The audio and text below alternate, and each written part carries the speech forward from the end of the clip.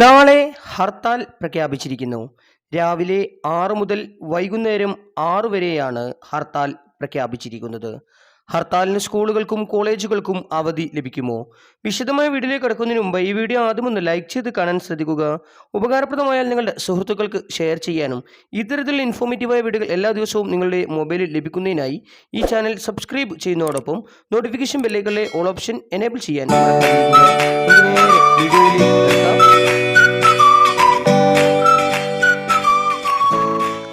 Socialist democratic party of India അഥവാ SDP ആണ് നാളെ ഹർത്താലിന് ആഹ്വാനം ചെയ്തിരിക്കുന്നത്.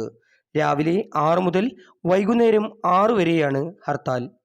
കാട്ടാന ആക്രമണത്തിൽ ആദിവാസി സ്ത്രീ മരിച്ച സംഭവത്തിൽ പ്രതിഷേധിച്ചാണ് നാളെ അഥവാ ജനുവരി 16 രാവിലെ 6 മുതൽ വൈകുന്നേരം 6 വരെ ഹർത്താലിന് ആഹ്വാനം ചെയ്തത്.